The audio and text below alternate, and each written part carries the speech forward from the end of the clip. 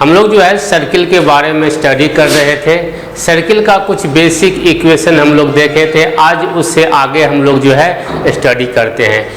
आगे पढ़ने से पहले हम लोग कुछ 9th 10th में कुछ बेसिक थ्योरम था हम लोग का, उसको देख लो। बेसिक कंसेप्ट ये जो है 9th या 10th में था सर्किल में, जो यूज होगा। अगर कोई सर्किल है ये और इस सर्किल पर जो है ऐसे देखो, यहाँ से मान लो कि ये पॉइंट है, इस पॉइंट से एक जो है टेंजेंट ड्रॉ कर दिए। टेंजेंट से अच्छा है कि देखो एक पॉइंट ये P है, एक P से जो है एक लाइन ड्रॉ किए और एक P पॉइंट से यहाँ पे लाइन ड्रॉ किए। ये पॉइंट जहाँ पे कट करता है A है और ये पॉइंट B है। ये पॉइंट को मान लेते हैं A डैश और ये पॉइंट को B डैश। तो हम लोग जब 9th और ये जो है ये सेंटर है, तो जब 9th या 10th में सर्किल है उसमें थ्योरम था। ये थ्योरम में पढ़े थे हम लोग कि अगर कोई सर्किल के आउटर साइड से अगर इस सर्किल पे एक लाइन ड्रॉ करता है और वो लाइन सर्किल को 2 पार्ट में कट कर रहा है। देखो एक पॉइंट यहाँ है और एक पॉइंट यहाँ है, अनदर लाइन एक पॉइंट यहाँ है, एक पॉइंट यहाँ है। तो इसका थ्योरम था PA into PB equal to PA dash into PB dash. Similarly अगर ये पॉइंट सर्किल के अंदर में रहता था, उस कंडीशन में क्या था, देखो ये है सर्किल, ये हो गया सेंटर। अगर ये और फिर ऐसे ये पॉइंट जो है P है, ये मान लेते हैं A, ये B, ये हो गया A डैश और ये B डैश। इस कंडीशन में भी यहाँ पर सेम थ्योरम ही था, PA into PB equal to PA dash into PB dash, ये था। और एक लास्ट जो है, अगर एक सर्किल है, ये सर्किल है और इस सर्किल पर जो है अगर कोई एक पॉइंट जो है यहाँ से पास कर रहा है, ये पॉइंट है, तो ये जो पॉइंट ये सेंटर से है, यहाँ से अगर परपेंडिकुलर डालते हैं तो ये जो डिस्टेंस होगा D, ये इक्वल टू R का होगा। इसके बाद हम लोग एक और बेसिक कंसेप्ट पढ़ते हैं, यहाँ पर जो है वो लिख देते हैं इसके टर्म में। अगर एक आउटसाइडर पॉइंट से ही अगर इस सर्किल पर जो है लाइन ड्रॉ किया गया, ये पॉइंट जो है ये T है, ये पॉइंट जो है A है और ये पॉइंट जो है B है। तो इस कंडीशन में क्या था, देखो कि PA into PB equal to PT square, ये था ये वाले पार्ट। ये सब सारे बेसिक कंसेप्ट है। एक और है, देखो छोटा सा है।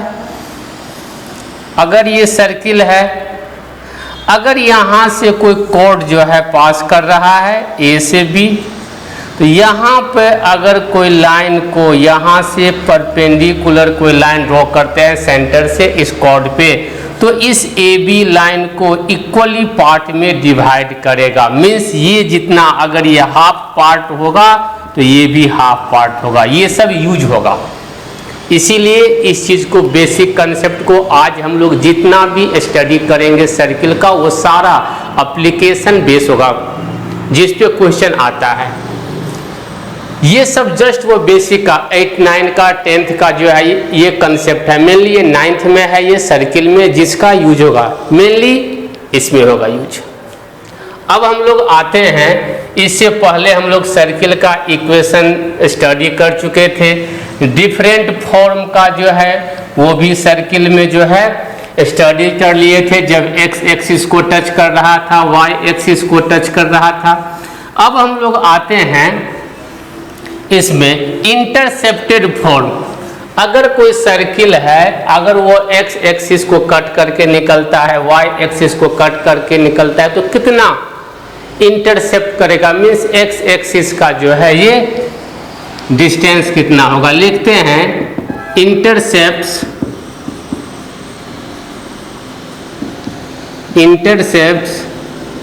फॉर्म बाय ए सर्किल, एक सर्किल के द्वारा इंटरसेप्ट फॉर्म जब होगा तो क्या होगा। देखो जैसे यह एक सर्किल ले लिए, तो ये जो अगर मान लो यह है ए और बी, तो ये जो लेंथ होगा ए बी क्या कहलाएगा, इंटरसेप्ट। अगर मान लेते हैं ये एक्स एक्सिस है, तो ये जो है एक्स एक्सिस को जो है ये ए बी डिस्टेंस जो होगा, ये पूरे पार्ट का डिस्टेंस जो होगा यही कहलाएगा लेंथ ऑफ इंटरसेप्ट।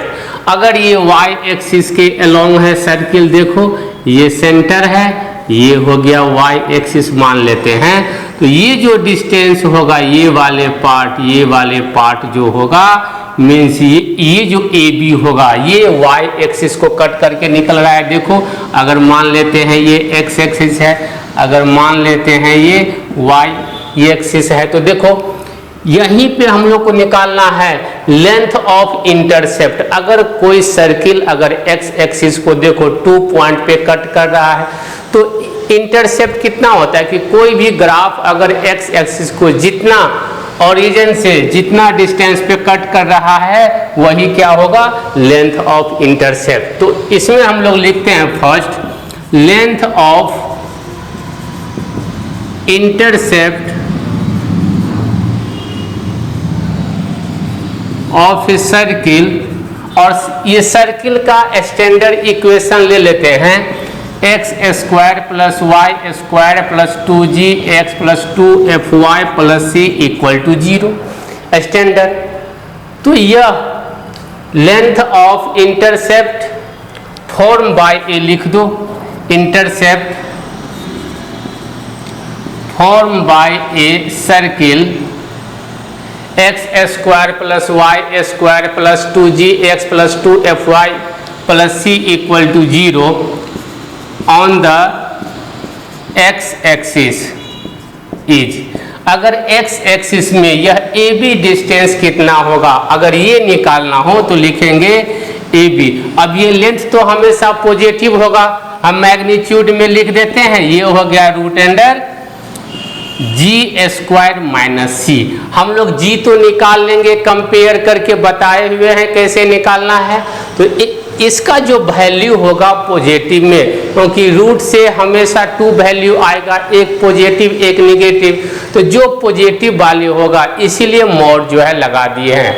अगर आप लोग को बोला जाए कि एक जनरलाइज इक्वेशन दे दिया जाए और बोला जाए find out the length of intercept form by the circle on the x axis, उसके लिए ये फॉर्मूला हो जाएगा।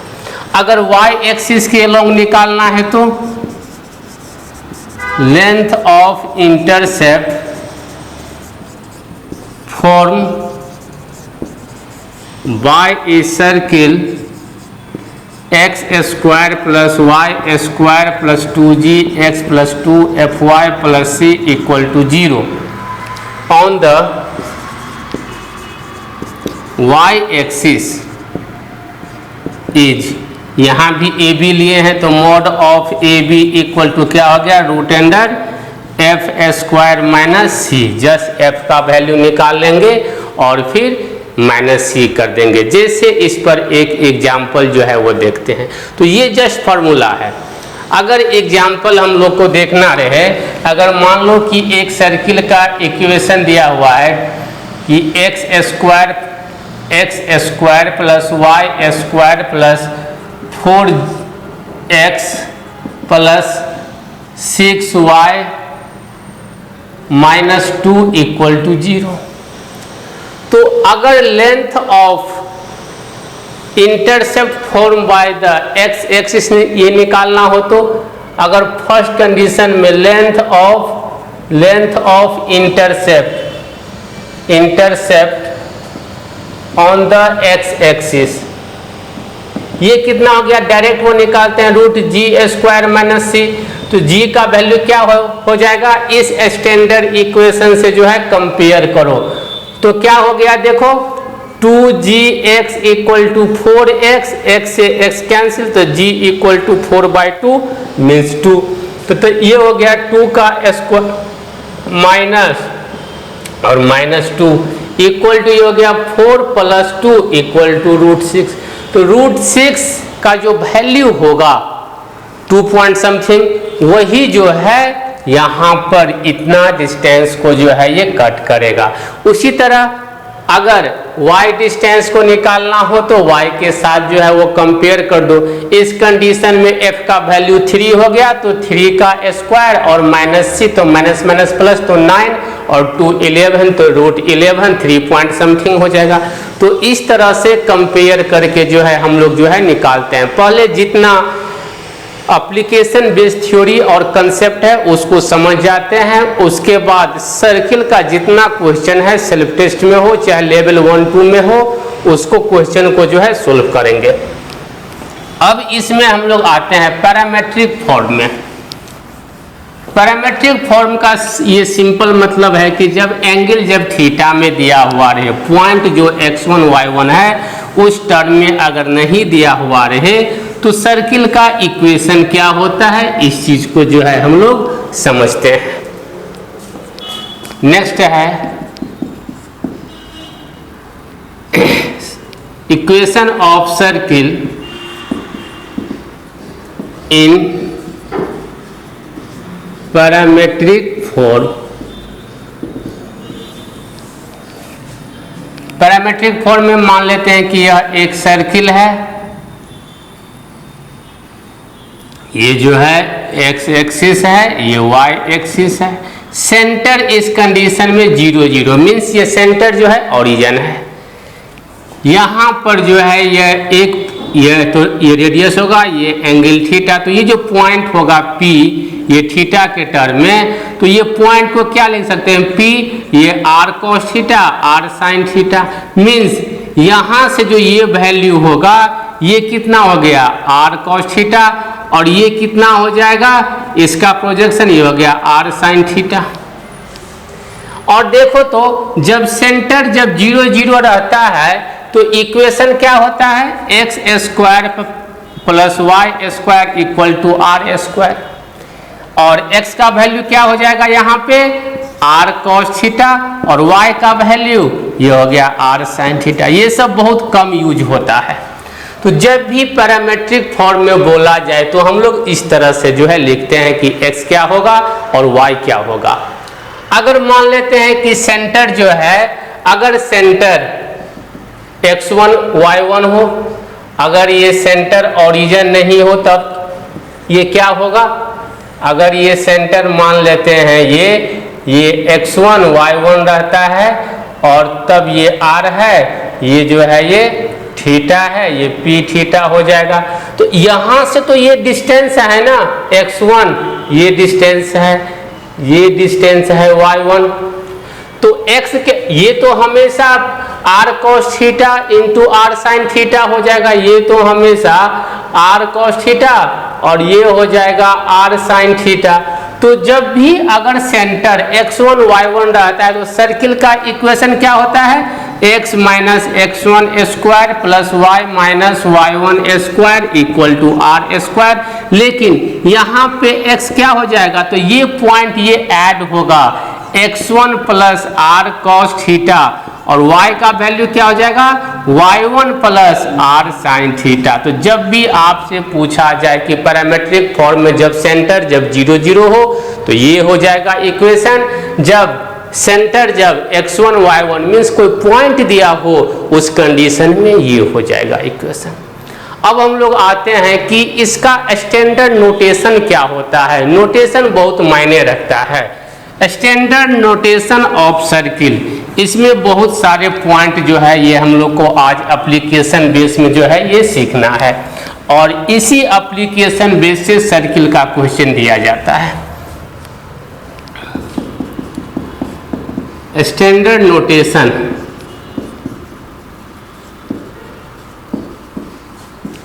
Standard notation of circle.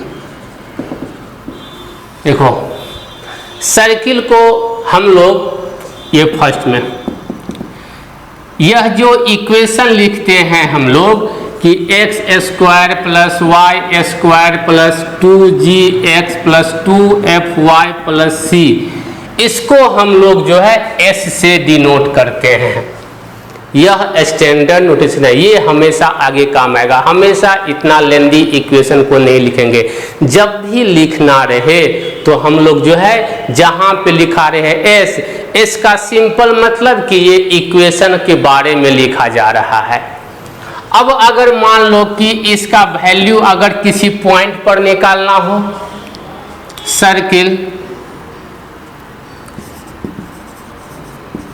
Eight point, मान लेते हैं कोई x1 y1 पर जो है इसका वैल्यू निकालना हो, तो लिखते हैं value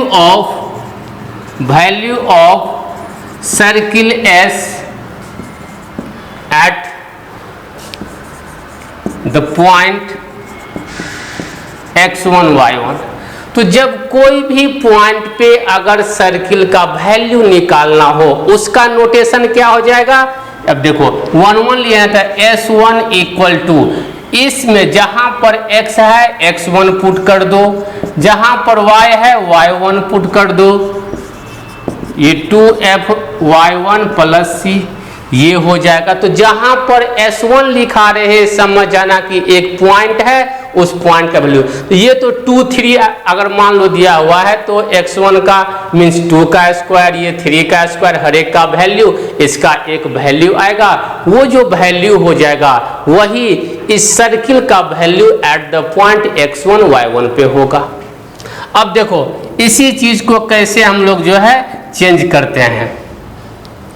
eight point x1 y1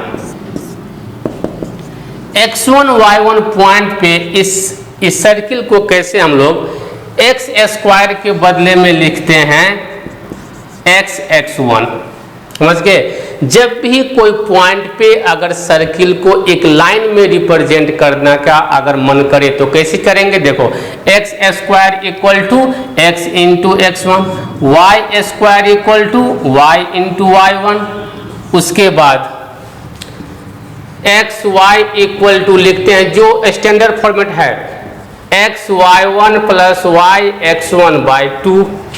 अगर सिंपल x के टर्म में लिखना हो तो x प्लस x1 बाई 2, उसके बाद y के बदले में y प्लस y1 बाई 2। अगर ये सारे वैल्यू अगर आप इसमें अगर सब्स्टिट्यूट करते हैं तब जो वैल्यू होगा वह एक लाइन का होगा जिसको हम लोग टेंजेंट कहते हैं। यहाँ पे हम जो है ये सब्स्टिट्यूट करते हैं। अगर मान लेते हैं इसको equation 1, if the value replace in equation 1 then we get a tangent, जिसको हम लोग T से इंडिकेशन करते हैं। इसका मतलब क्या हो जाएगा। देखो अब यहाँ पर जितना भी इक्वेशन है, देखो इसमें जहाँ जहाँ एक्स स्क्वायर है यहाँ पे देखो ये क्या हो जाएगा, मीन्स टेंजेंट अगर लिखना रहे तो क्या हो जाएगा। तो जब टेंजेंट जो s है ये जब भी ये वैल्यू अगर इस इक्वेशन 1 में पुट करेंगे तो यह s जो है ये कन्वर्ट हो जाएगा टेंजेंट में, क्योंकि यह लीनियर इक्वेशन बन जाएगा। जो 2 डिग्री जो पावर 2 दिया हुआ जो 2 डिग्री है वह एक सिंगल डिग्री में आ जाएगा, जो एक लाइन को रिप्रेजेंट करेगा सर्किल पे और वही एक टेंजेंट का फॉर्म ले लेगा। तो टेंजेंट का इक्वेशन क्या हो जाएगा जनरलाइज से केस में। देखो एक्स स्क्वायर के बदले एक्स s1, वाई स्क्वायर के बदले वाई y1, उसके बाद 2g x के बदले x प्लस x1 बाई 2, उसके बाद देखो y के बदले ये 2 उसके बाद एफ, वाई के बदले वाई प्लस y1/2 फिर प्लस सी। तो ये हो गया टेंजेंट का इक्वेशन। तो जब भी अगर कोई सर्किल के इक्वेशन में अगर इस फॉर्म का वैल्यू, अब देखो x1 y1 तो एक पॉइंट है, तो ये तो एक पॉइंट हो गया, इसका वैल्यू या तो पॉजिटिव होगा या नेगेटिव, चाहे कोई भी रियल नंबर होगा। तो ये आ गया सिंपल एक्स वाई के टर्म में। तो जब भी एक्स वाई के टर्म में आएगा और अगर वह सर्किल पे लाई करेगा वो एक टेंजेंट हो जाएगा। तो ये है स्टैंडर्ड नोटेशन। तो जब भी स्टैंडर्ड नोटेशन में जब टी लिखा रहे तो टी रिप्रेजेंट करेगा टेंजेंट का, अगर एस लिखा रहे तो एस रिप्रेजेंट करता है सर्किल का। अब इसके बाद हम लोग आते हैं एक लाइन का एक सर्किल के रिस्पेक्ट में पोजीशन क्या होगा, इस चीज को समझते हैं और उसको कैसे हम लोग डिनोट करते हैं इस चीज को देखते हैं। नेक्स्ट जो है हम लोग का ये है position of a line with respect to a circle. एक सर्किल के रिस्पेक्ट में एक लाइन का पोजीशन क्या होगा और उस पोजीशन को कब क्या बोलेंगे। देखो फर्स्ट कंडीशन में अगर यह एक सर्किल है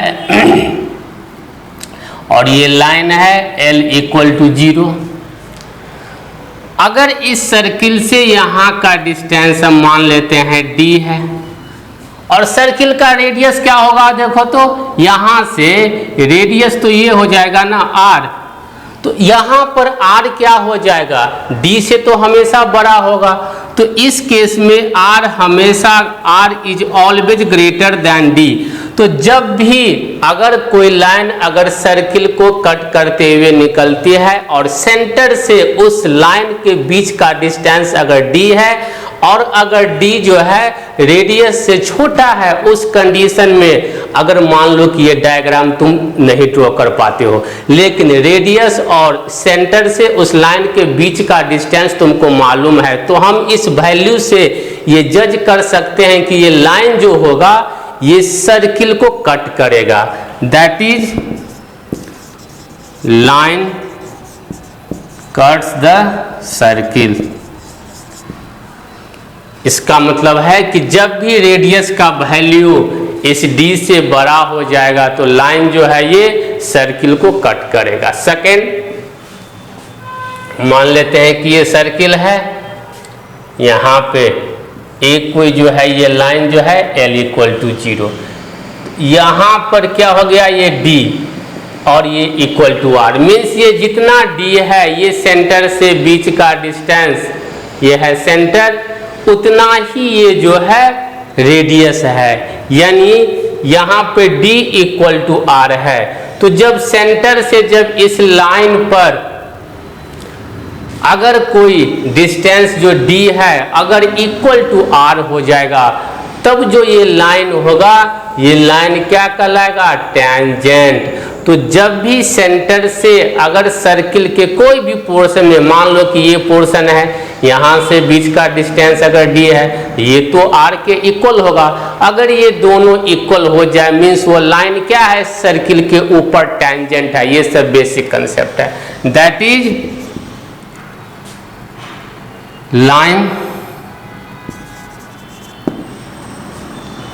line is tangent on the circle. Line जो होगा सर्किल के ऊपर क्या है, वो टेंजेंट है।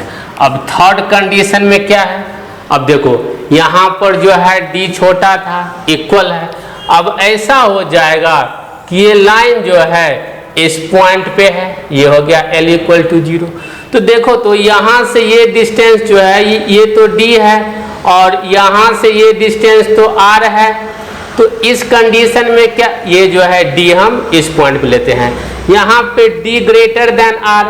तो जब भी d > r रहे इसका मतलब क्या है कि वो लाइन जो है सर्किल पर जो है ये मीट नहीं करेगा, मीन्स ये लाइन जो है सर्किल को कट नहीं करेगा। That is line do not meet the circle. Line जो है सर्किल पर जो है ये मीट नहीं करेगा। तो यह सब जो है एक लाइन का एक सर्किल के पोजीशन में क्या हो सकता है, इसी चीज को बोलते हैं position of a line with respect to circle. तो तीन ही कंडीशन होगा ना, या तो लाइन ये सर्किल को कट करेगा, या तो ये लाइन जो है सर्किल के ऊपर होगा, या फिर ये लाइन जो है सर्किल से बहुत दूरी पे होगा। तो तीनों का जो है ये थ्री कंडीशन है। ये जब हम लोग क्वेश्चन बनाएंगे वहां पर ये सब सारे काम देगा। इसके बाद नेक्स्ट हम लोग जो है आते हैं इक्वेशन ऑफ टेंजेंट।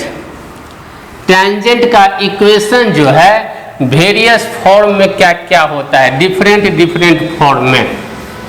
अब इस चीज के ऊपर आते हैं, इक्वेशन ऑफ टेंजेंट ये सबसे इंपॉर्टेंट है। इक्वेशन ऑफ टेंजेंट इन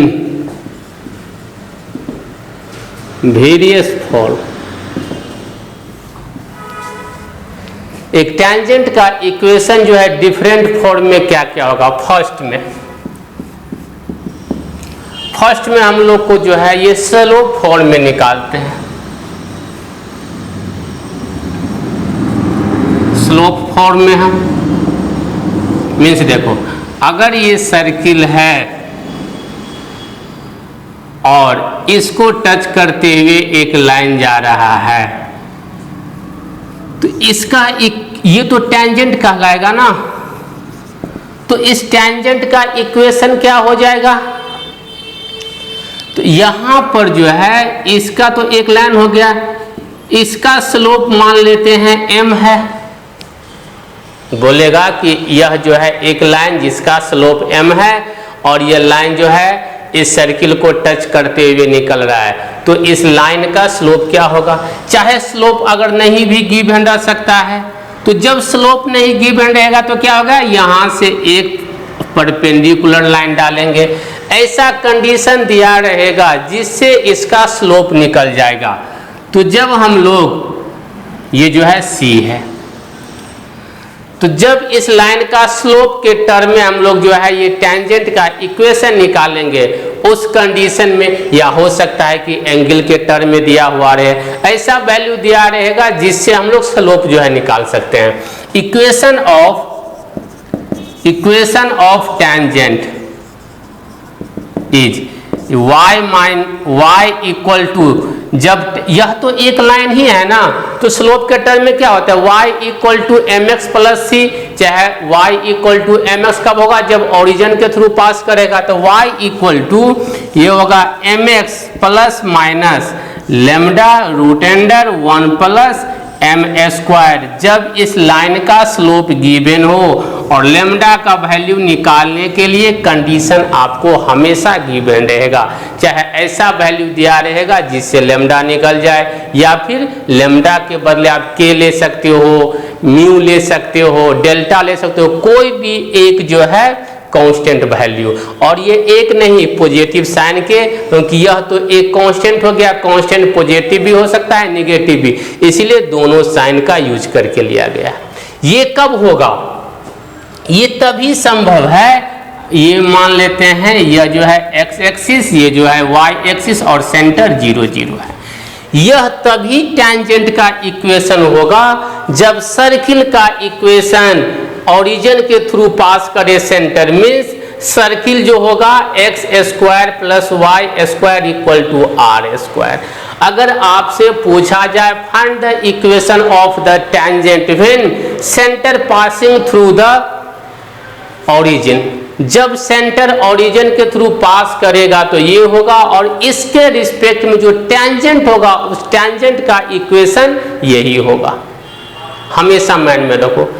अगर ये स्लोप जो है, अगर स्लोप के टर्म में ही निकालना हो, लेकिन टेंजेंट लेकिन जो है ये सेंटर ओरिजिन नहीं हो, जैसे देखो ये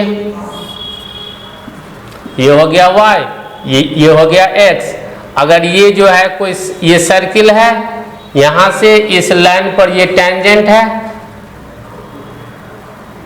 ये स्लोप के टर्म में ये है m, ये कहलाएगा टेंजेंट, और ये जो सेंटर है वो ये दिया हुआ है x1 y1, ये है ओरिजिन।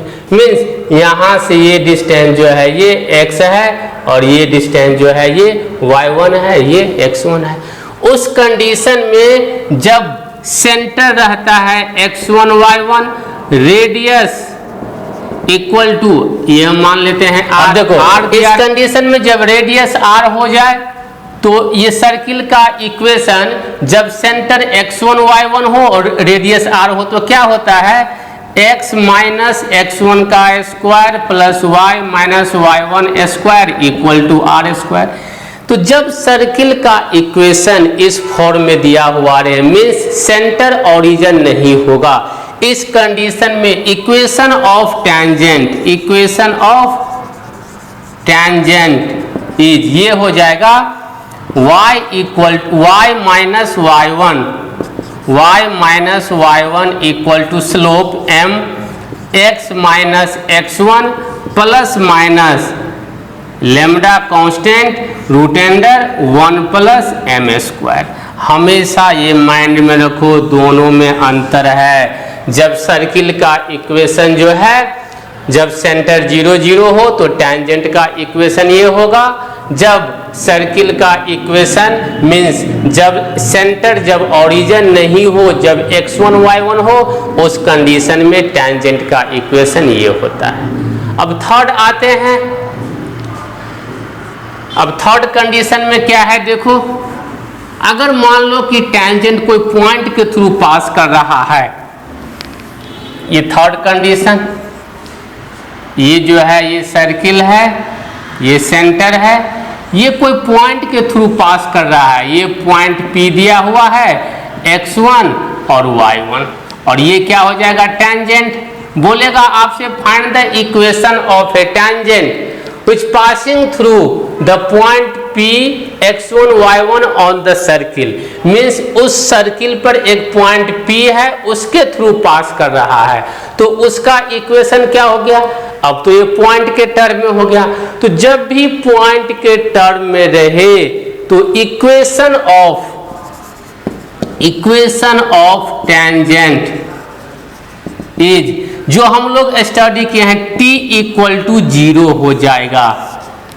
और t का वैल्यू क्या था याद करो, x x1 plus y y1 plus 2g, x plus x1 by 2 plus y, ऐसे लिखो 2f y plus y1 by 2 plus c equal to 0।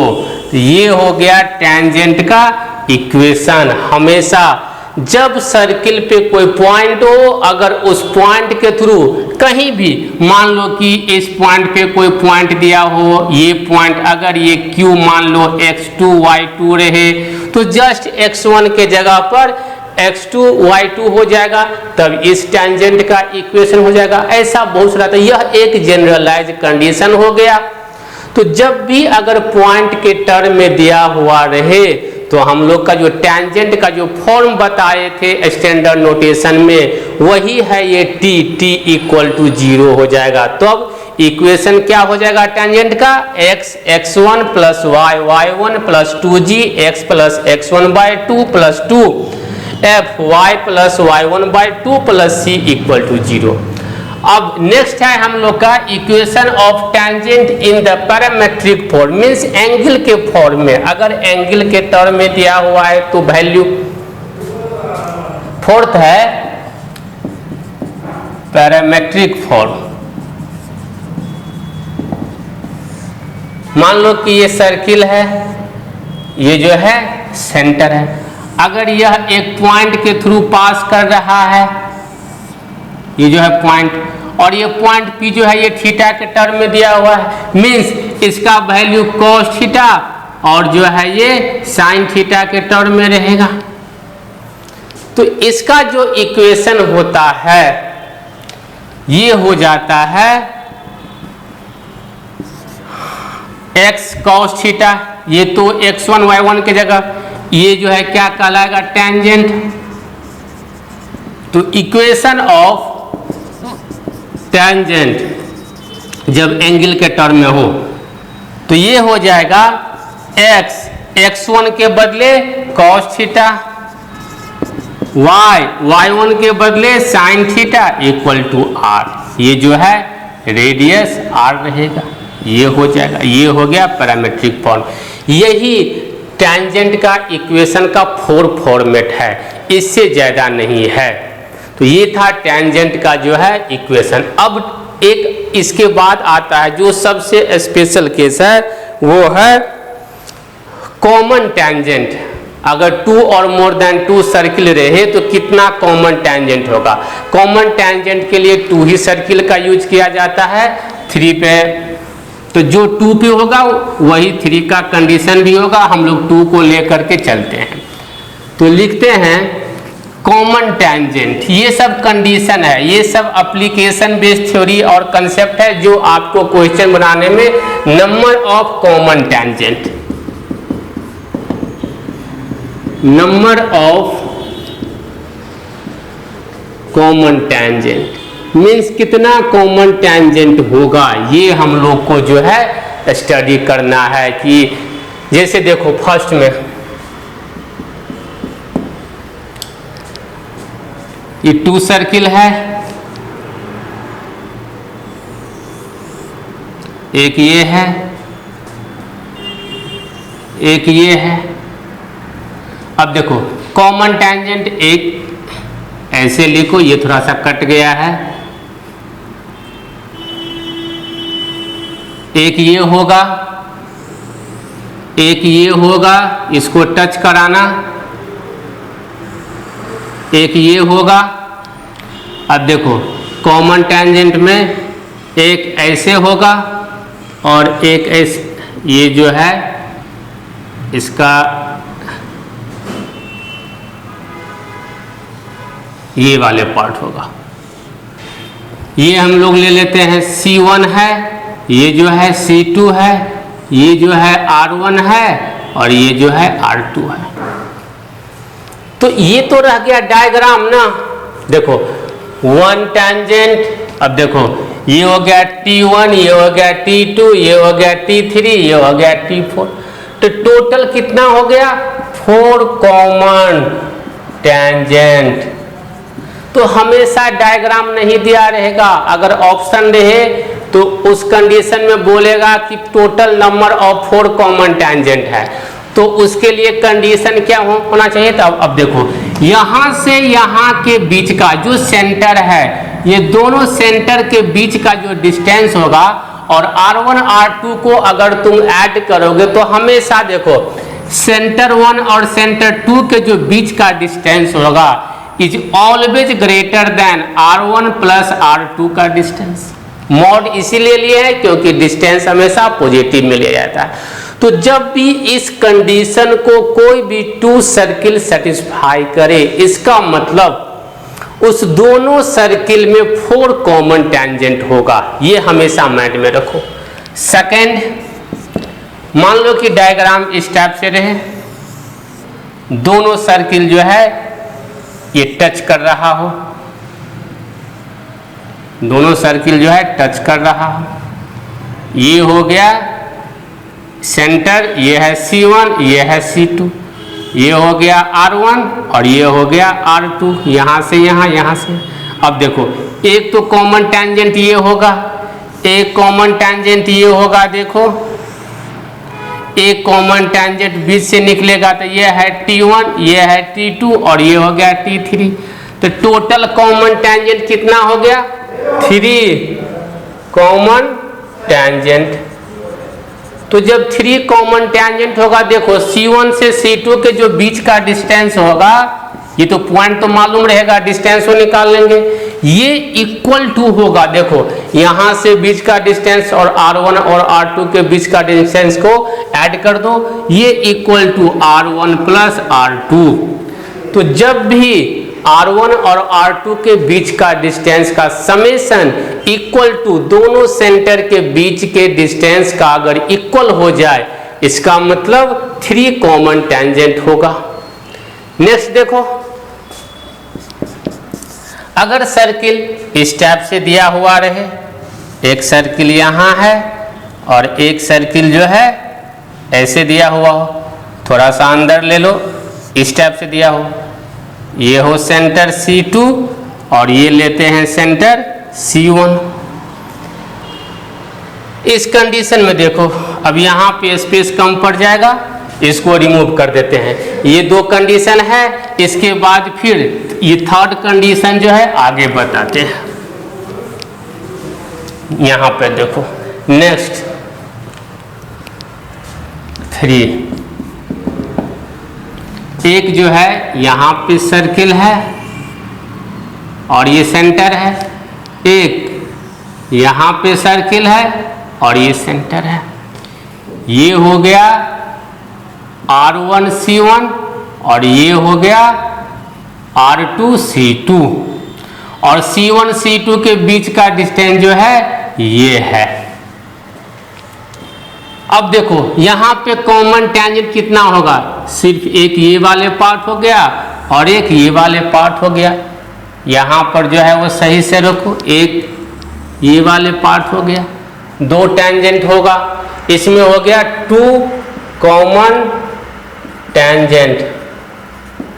अब देखो इसके लिए कंडीशन क्या होगा, जो R1 R2 का जो सबट्रैक्शन होगा ये C1 C2 के बीच का जो वैल्यू होगा उससे छोटा होगा और ये C1 C2 का वैल्यू R1 प्लस R2 से जो है छोटा होगा। जब ऐड करेंगे तब देखो R1 R2 का समेशन हमेशा C1 C2 से बड़ा होगा ऐड करने पे, लेकिन C1 C2 का जो वैल्यू होगा जब दोनों रेशियो को डिफरेंस करेंगे उससे हमेशा बड़ा होगा। तो जब भी ये कंडीशन रहे इसका मतलब 2 कॉमन टेंजेंट है।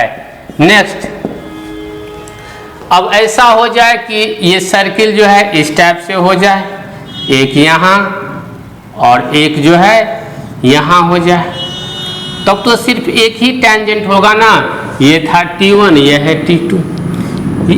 इसमें तो एक ही, ये हो गया C1 और ये पूरा हो गया यहाँ से यहाँ तक R1, ये हो गया R2 और ये हो गया C2। हम लोग को C1 C2 तो यहाँ से इतना ही डिस्टेंस ना होगा C1 C2, ये हो गया, ये देखो 1 कॉमन टेंजेंट। जब 1 कॉमन टेंजेंट है इसके लिए कंडीशन क्या होगा, देखो C1 C2 का जो वैल्यू होगा, अब देखो ये पूरा R1 और ये R2 को सब्सट्रैक्ट जब कर देंगे तो यहां से यहां के बीच का value equal to R2 minus R1, equal to R1 minus R2 बोलो चाहे R2 माइनस R1 बोलो। तो जब भी 2 सेंटर के बीच का जो वैल्यू है वह इक्वल टू दोनों रेडियस के सब्सट्रैक्शन के इक्वल हो जाए, इसका मतलब दोनों सर्किल का यूज करके हम लोग एक सिंगल कॉमन टेंजेंट जो है ये ड्रॉ कर सकते हैं। और लास्ट पोर्शन, अगर दोनों सर्किल जो है अगर कोइंसाइड कर जाए, ये हो गया R1 ये हो गया R2, इसी पॉइंट पर C1 C2 है, इस कंडीशन में क्या हो जाएगा, 0 कॉमन टेंजेंट। तो C1 C2 का वैल्यू तो हमेशा देखो C1 C2 का जो वैल्यू होगा ये तो बहुत छोटा 0 के आसपास होगा, 0 होगा। अगर सेंटर सेम कर देगा तो अगर टच नहीं करेगा, अब देखो इसको ऐसे भी हम लोग ड्रॉ कर सकते हैं, ये हो गया और फिर ये हो गया, ये हो गया C1 ये हो गया C2, तो ये हो गया मेरा, देखो यहाँ से ये पॉइंट तक हो गया R1 और यहाँ से ये पॉइंट तक हो गया R2, ये R2। तो जब भी आप लोग को या तो इस टाइप से रहे या फिर इस टाइप से, मीन्स सर्किल के अंदर में जो अनदर सर्किल है वो जो है टच नहीं करे, अगर जैसे ही टच कर देगा तो एक कॉमन, इसके लिए हो जाएगा C1 C2 का जो वैल्यू होगा ये जो है less than R1 minus R2 के वैल्यू का इक्वल हो जाएगा, ये लेस देन। तो जब भी दोनों सेंटर के बीच का वैल्यू अगर लेस देन ये रहे R1 R2 के डिफरेंस का, इसका मतलब है कि जीरो कॉमन टेंजेंट होगा। तो ये जो 5 कंडीशन है ये है नंबर ऑफ कॉमन टेंजेंट जो है निकालने का। अब हम लोग नेक्स्ट आते हैं कि फैमिली ऑफ सर्किल का इक्वेशन। फैमिली ऑफ सर्किल का मतलब होता है कि एक पॉइंट से बहुत सारे सर्किल को जो है हम लोग इक्वेशन लिख सकते हैं। तो जब एक पॉइंट का या एक लाइन का यूज करके हम लोग बहुत सारे सर्किल का इक्वेशन लिखते हैं तो उस पूरे के बदले में एक सिंगल वर्ड यूज करते हैं, family of circle. Equation of family of ये जो है वो सर्किल मीन्स जितना टाइप का हो सकता है सर्किल, वो सारे सर्किल के इक्वेशन को हम लोग एक सिंगल टर्म में लिखते हैं। तो वही इक्वेशन क्या कहलाएगा, family of circle. Next topic है फैमिली ऑफ सर्किल। देखो कैसे लिखते हैं। मान लेते हैं कि एक सर्किल है, ये है s इक्वल टू 0 और यह एक लाइन जा रहा है, ये जो है ये है l इक्वल टू 0। तो ये दो पॉइंट पे कट किया ना, ये पॉइंट A और ये पॉइंट B। अब देखो तो A और B का यूज करके कितना सर्किल ड्रॉ किया जा सकता है, बहुत सारा। देखो एक ऐसे हो सकता है, ऐसे हो सकता है, बहुत सारे सर्किल होगा। तो इसी को जब दो पॉइंट का यूज करके बहुत सारे सर्किल को हम लोग अगर इक्वेशन लिख सकते हैं तो इसी सारे के बदले हम लोग यूज करते हैं वर्ड फैमिली ऑफ सर्किल। तो equation of family of circle is, जब इस टाइप का कंडीशन रहेगा, क्या रहेगा कि एक सर्किल है, इस सर्किल को एक लाइन L जो है कट करके निकलता है। तो write down the equation of family of ये सर्किल। तो equation of family of circle is, ये क्या हो जाएगा, ये सर्किल्स आर, ये हो जाएगा S plus lambda L equal to 0। ये S का जो इक्वेशन है और ये लेमडा कांस्टेंट है और L का जो इक्वेशन है, दोनों को कंबाइंड करके इक्वल टू 0 जो है वो लिख दो। तो ये हो गया, ये है कांस्टेंट, ये जो है ये कांस्टेंट हो गया। सेकेंड, हो सकता है कि 2 सर्किल रहे। अब देखो एक सर्किल ऐसे है, एक सर्किल ऐसे कट कर रहा है, यहां भी 2 पॉइंट हो रहा है ना। देखो एक है A और एक है B। तो इस 2 पॉइंट का भी यूज करके बहुत सारे सर्किल जो है ड्रॉ किया जा सकता है। तो ये सारे को हम लोग क्या बोलेंगे, इसी को बोलते हैं फैमिली ऑफ सर्किल। जब भी 2 पॉइंट का यूज करके मोर देन 1 सर्किल अगर ड्रॉ किया जा सकते हैं, उसी को बोलते हैं फैमिली ऑफ सर्किल। इसका इक्वेशन मान लेते हैं S इक्वल टू 0, इसका equation S dash equal to 0। तो equation of family of circle क्या हो जाएगा, equation of family of circle ये हो जाएगा S plus lambda S dash equal to 0। और लेमडा का वैल्यू नॉट इक्वल टू -1। अगर लेमडा का वैल्यू -1 हो गया तब ये कॉमन कोड कहलाता है। यहां पे देखो इस चीज को लिख देते हैं। यहां पर जो है कॉमन कोड का कंडीशन क्या है, if lambda equal to -1 then S minus S dash equal to 0। ये जो इक्वेशन होगा ये क्या कहलाएगा, इक्वेशन ऑफ कॉमन कोड, ये कहलाएगा इक्वेशन ऑफ कॉमन कोड।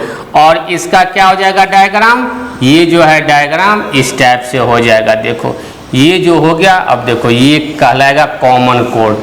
ये क्या है, ये है common code.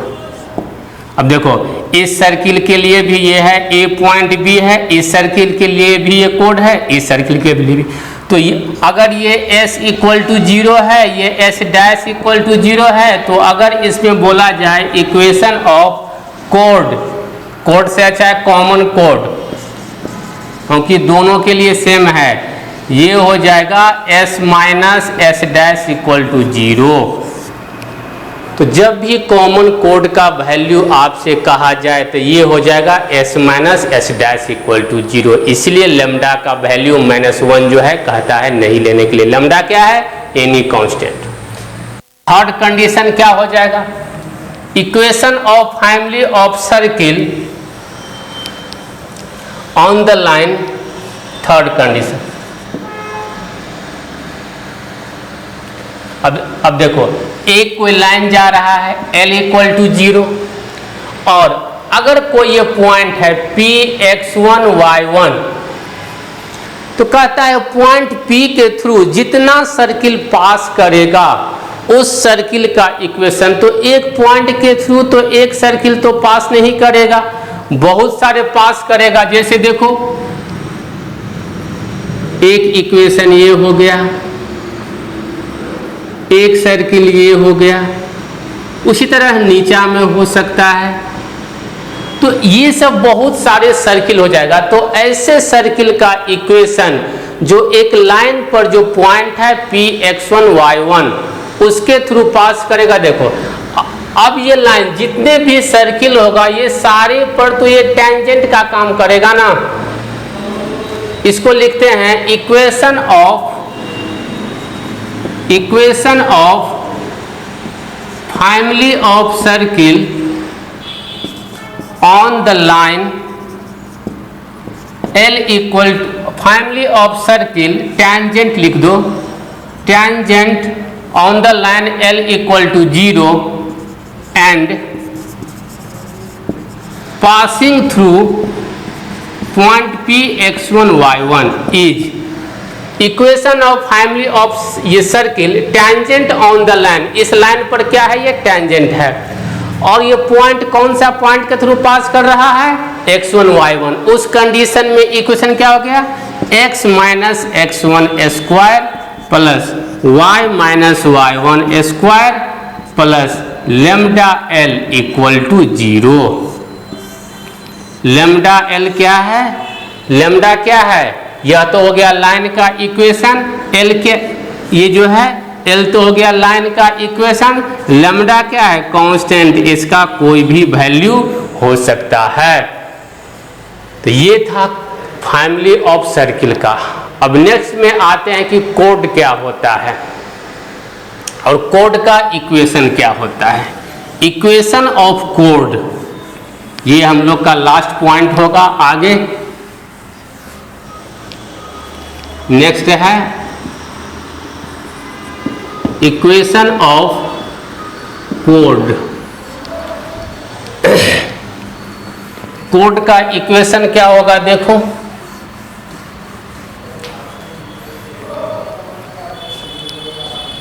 First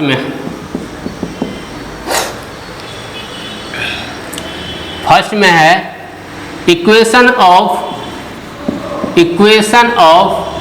code of contact. कोड ऑफ कॉन्टैक्ट COC इसको बोलते हैं कोड ऑफ कॉन्टैक्ट।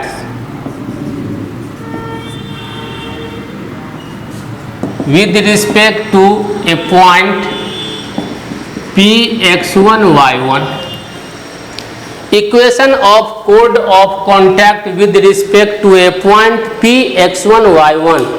अब देखो ये कितना होगा, अगर मान लेते हैं कि कोई एक जो है पॉइंट दिया हुआ है, ये जो है यह एक डायग्राम ले लेते हैं, यहां पर एक पॉइंट दिया हुआ है P, ये हो गया x1 y1। यहां से जो है आप लोग ड्रॉ कीजिए कोड ऑफ कॉन्टैक्ट। ये जो पॉइंट होगा ये टच नहीं किया है, रुक जाओ, डायग्राम थोड़ा टेढ़ा हो गया है, ये है, और एक जो है पॉइंट ये ऐसे पास कर रहा है, ये पॉइंट मान लेते हैं ए, ये पॉइंट मान लेते हैं बी। तो ये ए बी लाइन जो हो गया, ये ए बी लाइन क्या हो गया, यही कहलाएगा कोड। देखो सेंटर के थ्रू पास नहीं कर रहा है, तो जब ये कोड है तो इसका, अब देखो जो लाइन को टच कर रहा है, कौन सा लाइन को, एक पॉइंट के रिस्पेक्ट में, तो इसका इक्वेशन क्या हो जाएगा, इक्वेशन ऑफ कोड is means A B line का इक्वेशन क्या हो जाएगा, जब कोई एक्सटर्नल पॉइंट के थ्रू अगर कोई लाइन जा रहा है सर्किल पे, इसको टच कर रहा है, तो जो टेंजेंट का इक्वेशन है वो टेंजेंट का equation equal to 0, that is x x1 plus y1 plus 2g x plus x1 by 2 plus 2f y plus y1 by 2 plus c equal to 0।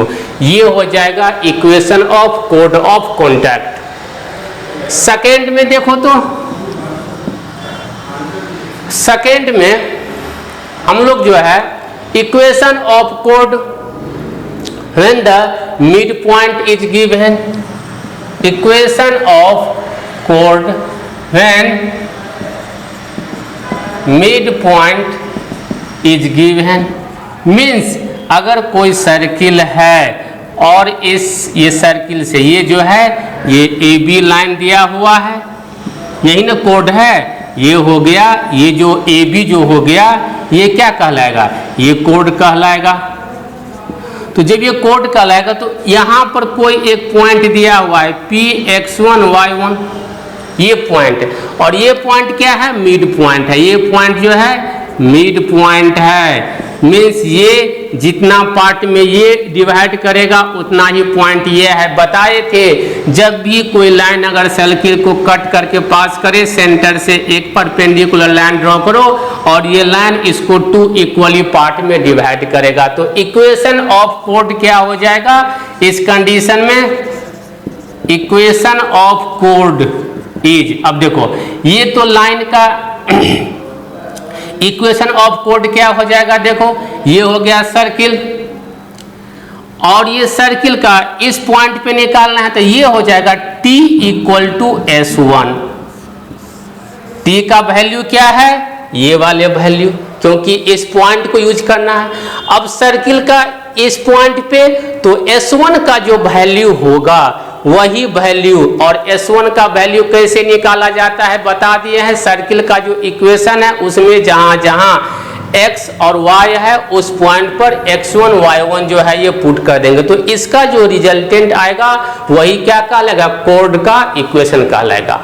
Next है लेंथ ऑफ द कोड। अगर code का हमको length निकालना है तो कैसे निकालेंगे, देखो इसके बाद जस्ट एक छोटा सा टॉपिक है, ये सेकंड जो है देखो length of code, length of code. एक सर्किल ले लेते हैं,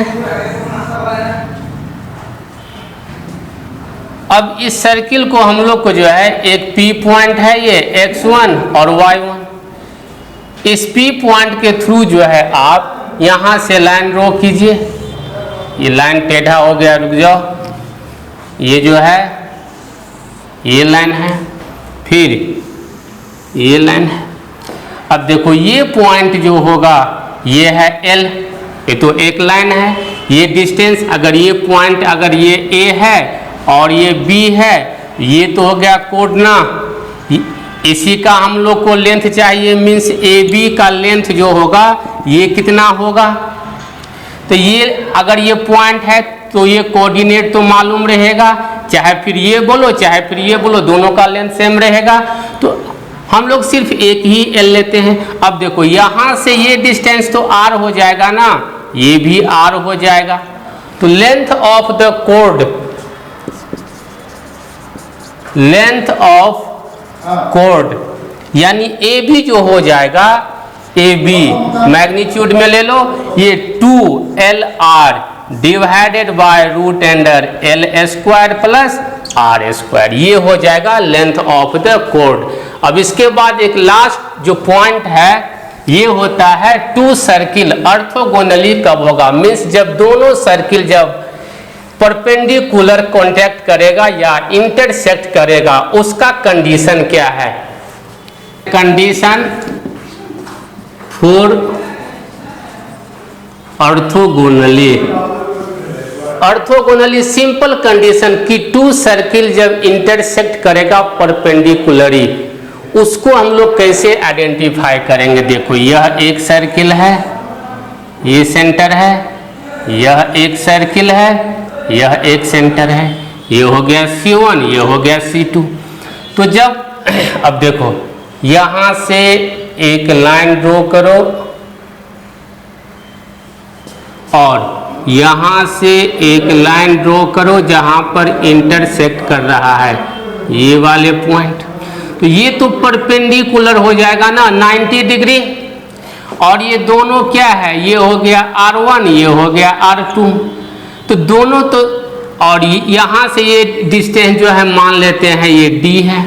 तो अब देखो तो यह R1 और R2 perpendicular to each other, means एक बेस होगा और एक क्या हो जाएगा परपेंडिकुलर, तो एक तो हाइपोटेनियस हो गया ना।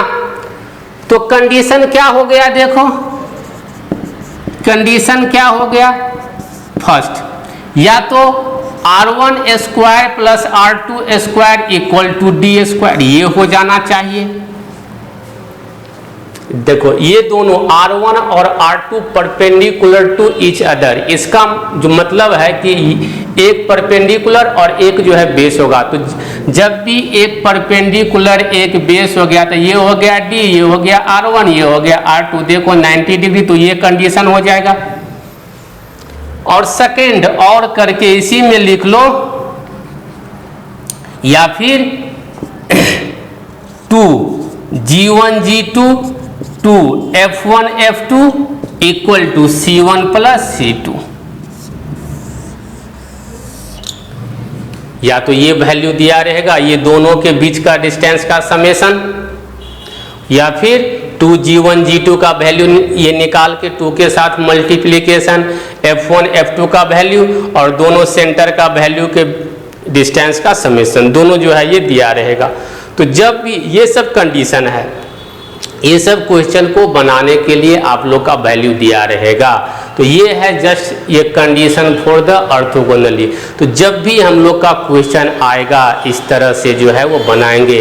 सर्किल में इतना ही थ्योरी है, इसके बाद हम लोग सेल्फ टेस्ट का जितना क्वेश्चन है इसके बाद जो है सेल्फ टेस्ट जो है ये सर्किल का ये आप लोग जो है बनाइएगा। नेक्स्ट क्लास में हम लोग जो है सेल्फ टेस्ट का क्वेश्चन जो है बनाएंगे।